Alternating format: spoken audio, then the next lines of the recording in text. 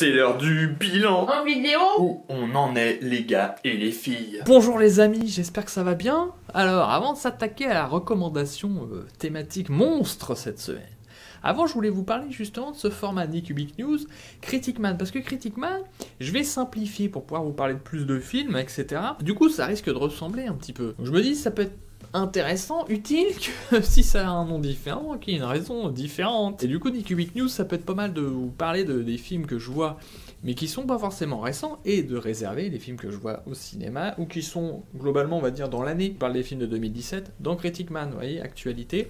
Et ici, on est un peu plus tranquille, on peut peut-être parler de thématiques. Hein, on va voir. Je vais voir aussi vos retours, hein, parce qu'à chaque fois, tac, ça me met aussi des idées dans l'esprit. Je vois, ah ouais, si c'est bien, non, faut que je change. Cette semaine, je vais donc vous faire une recommandation et une contre-recommandation, mais sur la même thématique, parce que je trouve que ces deux films abordent le monstre de manière très différente. Et au-delà de ça, il y en a un qui réussit et l'autre non. D'un côté, on a La Famille Addams, qui date de 1991, réalisé par Barry Sonnenfeld. Il a fait la suite notamment, et Les Men in Black. De l'autre côté, vous avez Trollhunter 2010, réalisé par André Ovredal, qui a aussi réalisé A Jane Doe Identity, pour ceux qui l'auraient vu, permet de vous situer. Quelle réussit à votre avis?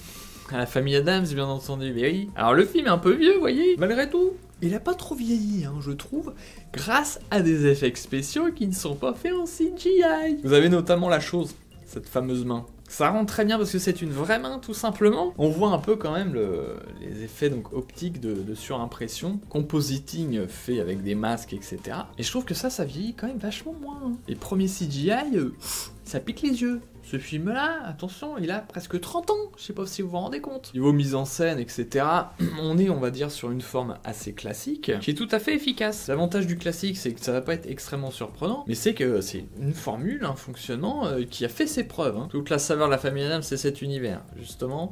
Ce regard particulier, ironique sur tout ce qui est morbide, ce qui est censé être glauque, et eux ils trouvent ça trop marrant et génial, les gamins qui s'envoient des flèches. Je vais attaquer mon petit frère avec ce couteau, sa mère lui dit non mais ça va, elle lui prend des mains, mais elle lui en donne un plus gros, voilà, ça résume tout l'esprit.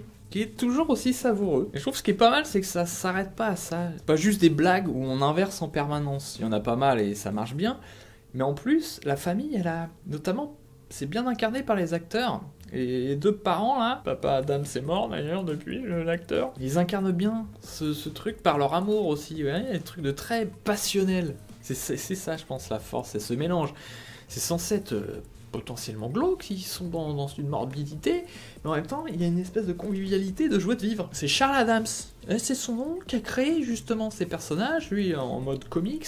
Il a écrit la série télé des années 60, je crois qu'il y a même une comédie musicale, je sais plus trop quelle période, mais je crois que c'est lui aussi qui a écrit tout ça. Donc le film est toujours cool à regarder, je trouve, peut-être la fin un peu brouillonne.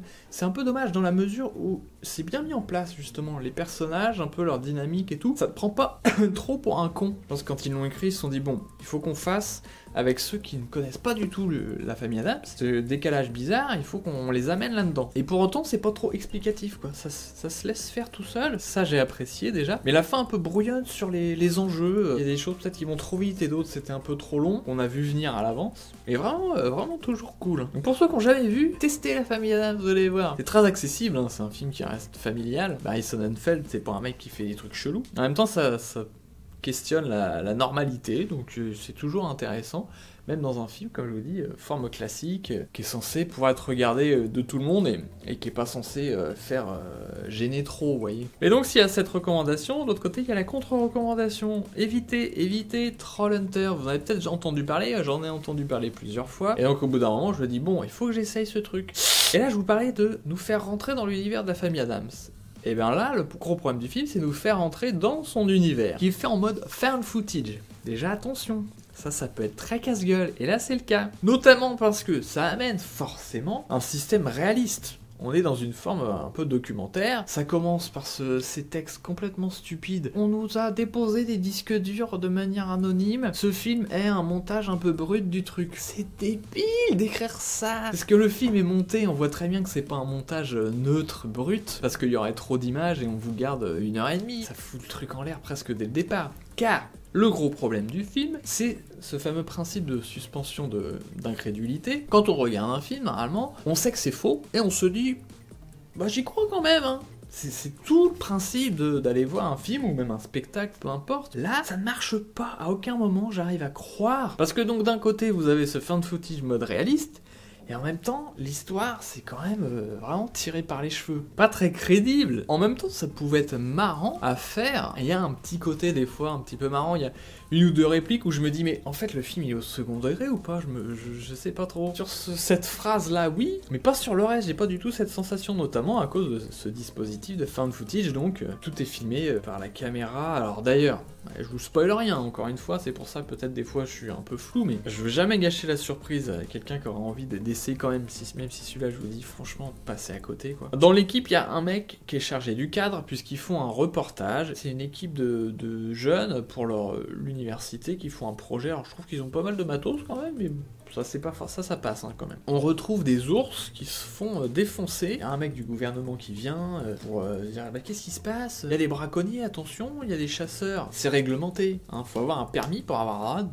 de tuer ces ours. Enfin, en sorte que leur population reste un certain nombre. Et donc ils se retrouvent à suivre un gars un peu chelou parce que les autres chasseurs sont pas contents. Ils se disent ce mec-là, est-ce qu'il a vraiment son permis, etc. Il y a du mystère, donc eux ils suivent ce délire. Le moment où ça se bat un peu en sucette. Vous avez cette sensation, c'est mal mis en scène. D'un coup en fait, il y a des choses qui arrivent un peu trop d'un coup. Alors oui, il y a quelques images qui donnent une sensation un peu cool. La substance du film, ça quand même tourne autour d'un mystère, donc je veux vraiment rester vague. Et il y a d'autres moments où on s'en fout d'y croire ou pas, ça produit des images assez sympas, mais malheureusement, tout l'univers s'effondre si j'adhère pas, si à aucun moment j'y crois. J'étais parti sur donc cette petite équipe où il y a un mec qui est chargé de filmer, à un moment il change, on sait pas à quoi ça sert. Du coup, cette autre personne se demande pourquoi elle choisit de filmer ça ou ça, c'est très mal expliqué pour faire entrer cette personne dedans, on lui dit rien du tout, et sa réaction c'est pareil, on n'y croit pas du tout, on se dit pourquoi changer de personne. Du coup je me suis fait chier parce que cette fameuse suspension d'incrédulité n'a pas eu lieu. Je suis resté incrédule face au film du début à la fin. C'est rare que ça arrive que de cette manière-là, vraiment. Alors celui qui arrive à rentrer dedans peut-être peut avoir un peu un délire, mais en plus je trouve ça raconte rien quoi. Oh là là, c'est ça le film pour résumer. Par contre c'est intéressant de voir cette façon de traiter le monstre, puisque dans la famille Addams, là on est de leur point de vue. C'est-à-dire qu'eux sont censés être anormaux par rapport à notre réalité. Nous, on en chasse, on accepte leur point de vue différent. On l'aime d'ailleurs. Les gens normaux, du monde normal en tout cas, apparaissent pas très sympathiques. Justement, eux sont pas dans l'amour des gens. Vous voyez, eux, ils sont vraiment là-dedans, la famille Addams. Pour ça, je parlais de la convivialité, c'était important. Les autres personnes, eux, elles pensent qu'à leur petite gueule, à leur intérêt personnel, et ils sont moches. C'est eux qui sont moches. Donc ça c'est très chouette, cette façon de basculer, de raconter des choses sur la normalité. Les gens qui ont l'air un peu différents et moches, bah peut-être finalement c'est pas eux les connards. Tandis que dans l'autre, on fonctionne sur le monstre plutôt comme quelque chose de sidérant. On reste extérieur, nous on est justement on reste au point de vue des humains. Et il est plutôt là comme une figure de spectaculaire, merveilleuse. C'est là où peut-être, vous voyez ce truc du réalisme, que la famille Addams, on s'en fout du réalisme. C'est-à-dire que la forme classique permet au truc d'avoir des bases pour le spectateur lambda de narration classique sur lequel on se repose, et du coup on se sent dans quelque chose de relativement familier. Ça ressemble à un film normal, parce qu'il a une forme relativement normale. Là où Trollhunter, lui, il adopte une forme un peu particulière, qui te met, toi, dans un état d'esprit un peu différent. C'est beaucoup plus compliqué, à travers un found footage, de te faire croire à ce qui se passe quelque part. En tout cas, il y a quelque chose de casse-gueule là-dedans, parce que tu dis « Ah, ça c'est comme un documentaire, ça a été filmé, donc j'ai besoin que ce soit encore plus réaliste dans la réaction des gens, etc. pour y croire. » Peut-être là où ils ont fait une erreur. Mais en tout cas, on est vraiment dans le concret, dans le dur de la réalité, vous voyez. Nous, de notre point de vue, puisque toutes les images sont filmées, soi-disant, de manière réelle. Donc encore une fois, la question du point de vue est ultra centrale dans ces deux films. Quel est le point de vue qu'on nous donne? Quel est le point de vue qu'on nous demande d'en chasser? Et dans quel sens il fonctionne? Dans la famille Addams, on nous fait rentrer dans un autre monde, et à partir de ce monde-là, on voit le monde réel, on va dire, en tout cas on vit dans un monde différent. Et dans Trollhunter, on garde notre point de vue habituel sur du différent, c'est un film sur l'altérité, mais en même temps, il ne dit rien là-dessus, hein. Vous voyez, on reste vraiment là. En plus, c'est pas très intéressant, quoi. Pour moi, l'idée de Trollhunter, c'est juste d'essayer de nous faire un effet, comme je disais, de sidération. Ah, et c'est tout. Les personnages... n'ont pas de personnalité, on s'en fout complètement quoi. Donc allez voir ou revoir La Famille Adams, mais par contre évitez Trollhunter. Voilà en tout cas pour la reco anti-reco de la semaine, et je voulais commencer par ça, mais du coup j'ai oublié, alors on le fait après. Petite citation là dans le dernier Cinématiseur, magazine cinéma, qui m'a fait marrer et que je trouve raconte des choses sur le cinéma. Il s'agit d'une interview de Ezra Miller, comédien qui va donc jouer Flash. Alors Cinématiseur, j'aime bien ce magazine parce qu'il aborde tous les cinémas. Il va autant parler, vous voyez, des blockbusters sur les super-héros que des films complètement méconnus, et cinéma d'auteur, etc.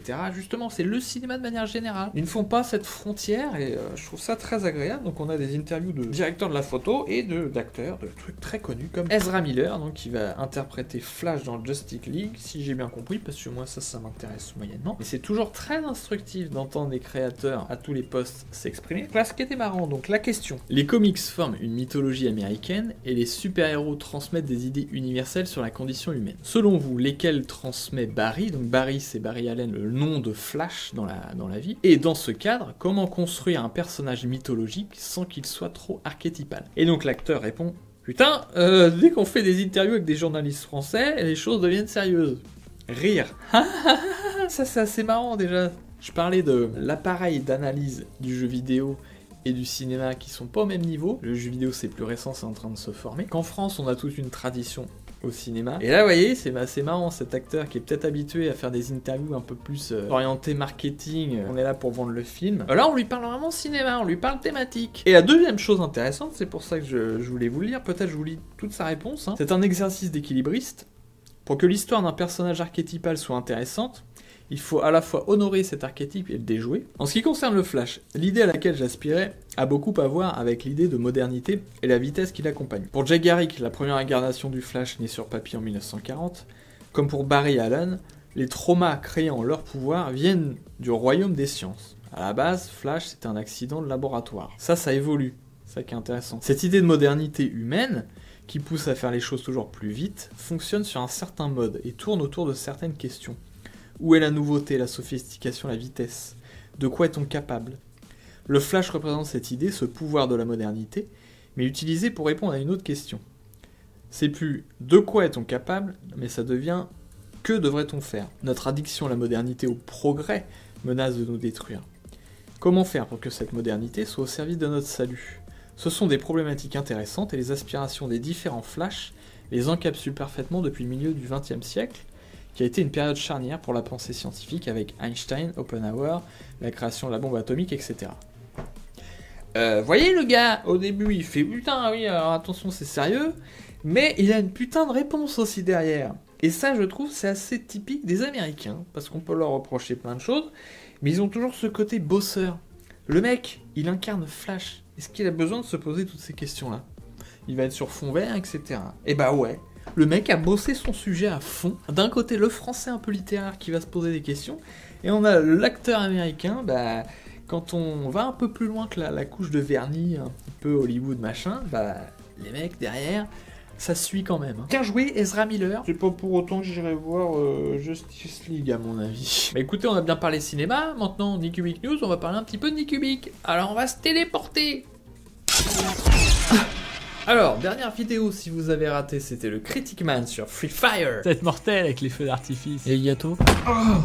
Dernière icône de me faire mal sur des cailloux, des machins, des outils qui traînent. Ça, c'est absolument génial, cette sensation. Là, faut pas que je regarde trop les vues, ça baisse encore, on est à 44. Encore moins que sur celui sur la planète des singes qui est à 56. C'est-à-dire, n'existe pas sur Internet.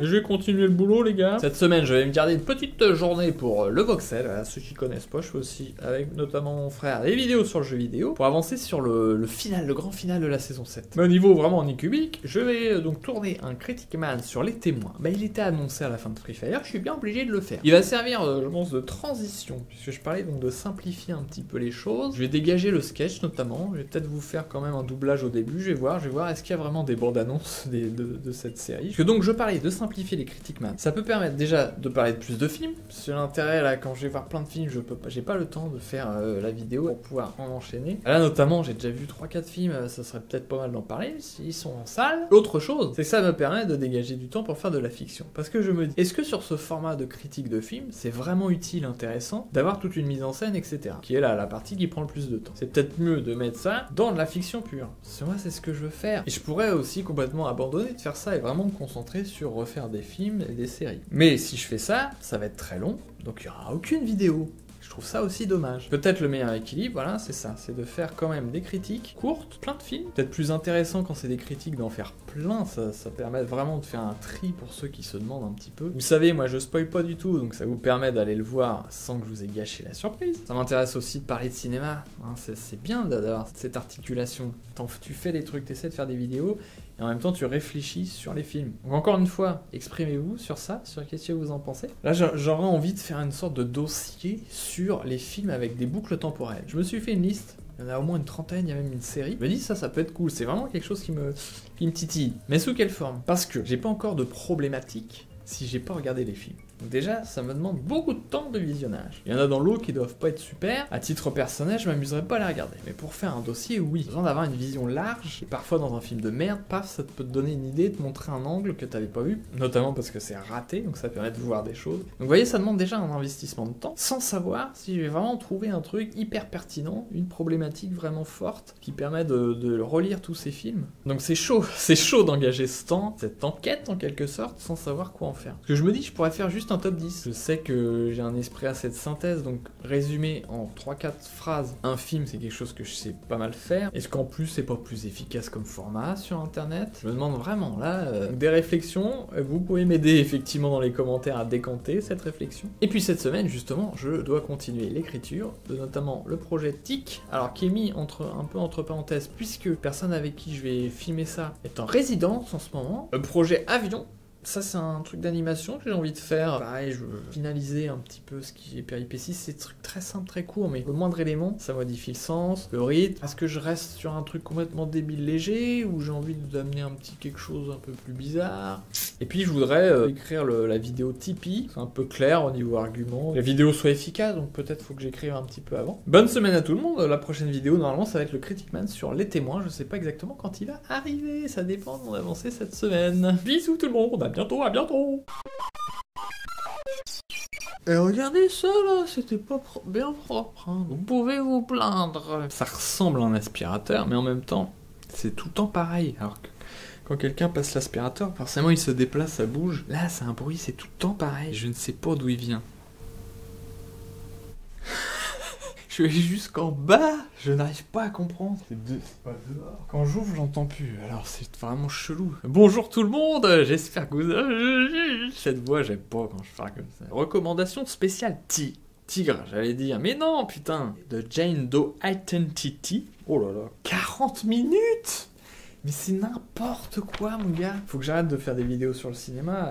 Ça n'est pas possible. Je vais mettre 3 jours à monter ça. Et du coup, ma semaine est niquée.